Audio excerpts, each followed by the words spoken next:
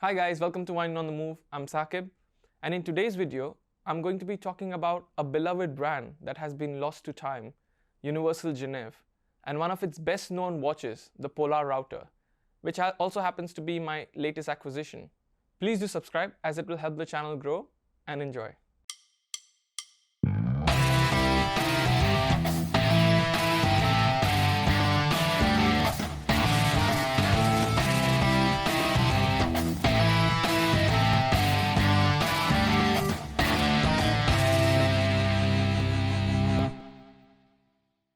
Before we get into this video, a quick wristwatch check. Today I'm wearing the classic Casio F91W, which needs no introduction.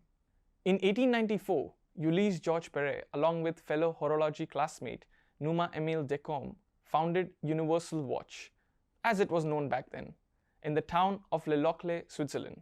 The company started off as a manufacturer and retailer of cases, crowns, dials, and movements.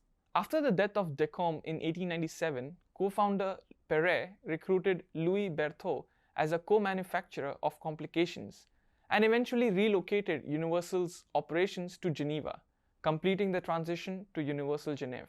2 years prior to that, in 1917, the brand became one of the first to produce a wrist-worn chronograph. Mind you, this was a period when wristwatches for men was still something of a novelty. Also during World War I, the brand produced both pocket watches and trench watches for both sides, Swiss being neutral in the war. By 1925, Universal patented and produced its first automatic watch, the Auto Rem.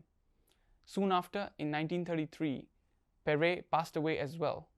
His son took over the company, and Universal remained a family business for the next 30 years. Universal released some classic watches that have almost cult-like following, the Compax, Tri-compax, but today I shall focus on the Polerouter, which also happens to be my latest acquisition, and probably Universal's most well-known watch today. And for good reason, as it's designed by the same designer that gave the world the AP Royal Oak and the Patek Philippe Nautilus, Gerald Genta. 2 decades prior to his work with AP and Patek, in 1954, Universal reeled in a then 23-year-old, relatively unknown Gerald Genta and gave him the task of designing a watch to commemorate SAS, Scandinavian Airlines System's polar flights from LA directly to Europe. 3 Scandinavian airlines had merged to form the Overseas Scandinavian Airlines Systems, later shortened to SAS. In 1953, they had run a test flight between Norway and Alaska. This became the first ever flight over the North Pole. And a year later, in 1954, they officially opened their commercial Copenhagen to LA flights using the polar route as a shortcut. But flying over the North Pole came with a problem: magnetism. SAS had come up with a navigation system to overcome these extreme magnetic fields. But these magnetic fields also affect timing instruments. Universal was the watch supplier for SAS as it had expertise in anti-magnetic timepieces. Genta designed the watch that was given to the pilots of the airlines to commemorate the Copenhagen-LA flight. This watch was named the Polerouter, later renamed to Polerouter, but still pronounced Polerouter, and it is one of the earliest and finest Genta masterpieces. The watch was officially released in 1954. The initial design was a 34.5mm case and did not have a date function. In 1955, the watch was updated with a new caliber 215 microrotor movement, one of the first of its kind. There is slight contention as to who developed the microrotor first, as the Hamilton Buren Company had also been developing a microrotor, which would be used in their Thenomatic line. Hamilton Buren patented their design in 1954, whilst Universal eventually secured a patent for their design in 1958. Which would lead you to believe that they were second. However, they had been releasing their movements with patent rights pending written on the underside of the rotor since 1955. Over the years, Polerouter saw many versions get added to its line: the Polerouter Sub, the Polerouter Jet, the Polerouter Deluxe, and the Polerouter Date. The caliber 215 was followed by the 218. The caliber 218-2 is the most common across the Polerouter Date range. This is the one I have recently purchased. It is a reference 204612 2 caliber 2182 date from 1964. It is around 35.5 mm with a lug-to-lug of 44 mm and has a date window.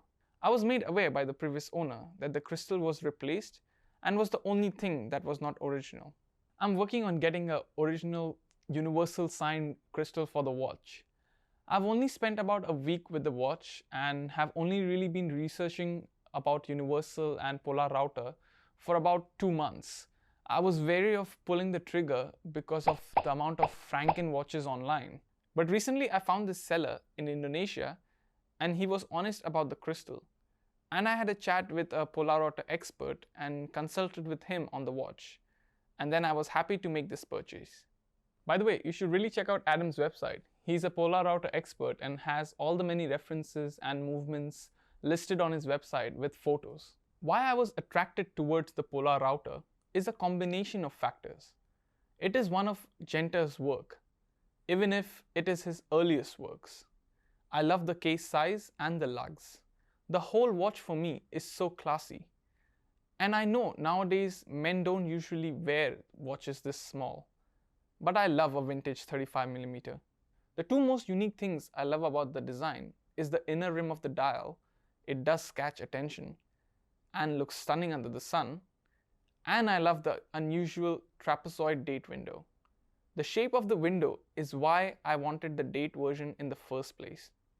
The watch can also be paired with a variety of straps. I have a lot to learn about this watch, and after I've had it for a couple of months, I might do a video of my experience with it and a review on it.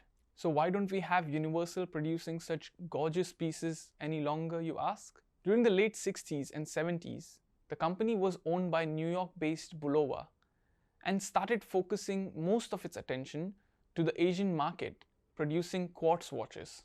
This coincided with the quartz crisis.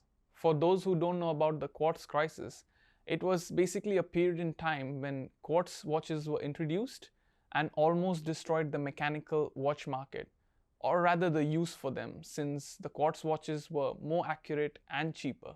To date, Universal is still technically in existence, acquired by Hong Kong-based firm Stelux Holdings in 1989, but hasn't updated its marketing materials or website since 2009. Universal are still a member of the Federation of the Swiss watch industry. Will we ever see a relaunch of this once popular brand? Well, with the surge in recent years for vintage Universal watches, I certainly hope so. Let me know in the comments down below if you too are intrigued by Universal, and also which Universal watch is your favorite. Please do like this video if you enjoyed it, and also please do share it, and follow me on Instagram at WineItOnTheMove. Until next time, cheers.